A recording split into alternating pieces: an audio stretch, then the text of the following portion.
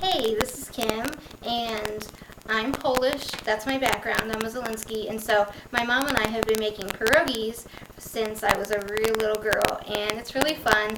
And I got a craving for them yesterday, so got the stuff together and decided to make them today, and thought that I'd make a little video to show you in case you're interested in knowing what to do. Alright, I started with the potatoes. I did 15 potatoes. They were medium-sized potatoes, and I skinned them, chopped them up, got them in the boiling water, left them in for about a half an hour. In salted boiling water, I drained the water. I leave them on the stove. I have an electric stove, so at like number 6 for just 2 or 3 minutes. You don't want them to stick to the pan, but you just want to get some of that moisture out because that's going to help them whenever you mash them. And so I used a regular potato masher, and I also used a stick of butter, and you can judge how much, if you want to use milk or cream or half and half. You can even use buttermilk. I mean, whatever you want to use. I used organic milk, 2%, but that's what I used. Anyway, I just put some in and started mashing, and it was good. You can always put more in, but you can't take more milk out, so put less in if you're new to making the mashed potatoes, and then you can always add more, depending on the consistency that you like them. And this consistency of these is pretty good for the pierogies. Alright, now I have all my station laid out. I made the dough. It didn't take very long to make it.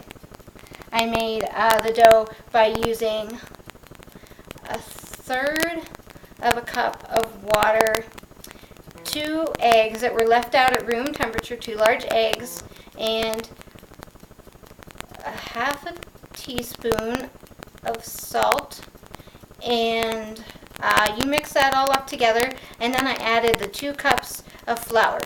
Now that's your basic recipe for making the dough. So what you're going to do is just kind of mix that all up together and knead it. Once you've kneaded it till it's good and everything, and has to be like kind of hard and kind of ready to go in the dough, and then you just put it in the container, put the plastic wrap over it, and leave it there for 10 minutes to an hour, depending on your time. Mine was in there for over 10 minutes. While that was going and sitting in there, I made another batch of dough, and I mixed up what I like to put inside. You can put anything you want inside of a pierogi. It doesn't matter what people do. Sauerkraut, they do just cheese and potato, but you always want to use fresh homemade potatoes. And this what I have in here is I have Colby Jack cheese. I use Sargento, and then I mix in cottage cheese with it to give it a creamy texture. And also this one here, I have cottage cheese and provolone and mozzarella. And also I chopped up some onions and put them in there. You don't have to do the onions, but it does give it a really good flavor. I also have 2 biscuit cutters, and I have water. It's going to be used for sealing the pierogies. You're going to seal them up with the water, but I'll explain that in a minute. I also have extra flour because you're going to need to flour your rolling pin. Needs to be floured, and also the table needs to be floured. Now over here I have the non-stick Reynolds wrap, and I have 3 of these because that's all I have, but I think I'm going to be using all of them. The pierogies are going to be sticky once you've already made them, so you need to get them onto a non-stick surface quickly. Also, they need to go in boiling water, so I'm going to get some boiling water ready to go after I get my first batch made. And then I'm going to drop those pierogies into the boiling water, and then after 7 minutes, or until they're floating to the top of the surface, they're done. So if you start to see them floating, they're done. If you want to gauge it by a timer, you can do about 7 minutes, and they should be ready to go. You'd only want to put depending on how big your pot is, you're going to use a really big pot of water.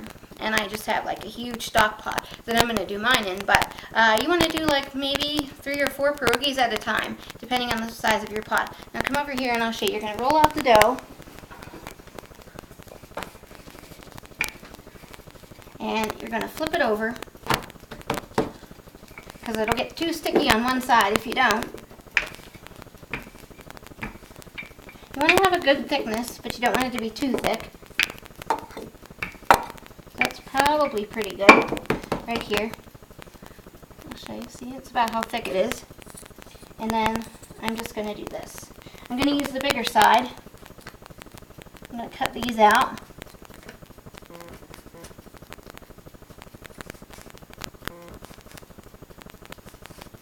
Now, if I had a huge cutting board, I would do it on that instead of my table, but I guess it doesn't really matter so much. This is okay. So when you want to do it, you're going to put a little bit of potato. That's right about good right there. And then I'm going to start with this mixture because it's closest to me, and I'm just going to put a little bit in there on top. Just kind of make sure you get it in the middle. You don't want to add too much because if you add too much, they're going to explode whenever you cook them in the water, and you don't want to have them exploding. That's what the water is used for right here. I have some lukewarm water here, and I'm just going around the edges with it to give it a good wash in the water to seal it. Once you do that, then you're good to go, and you can fold it.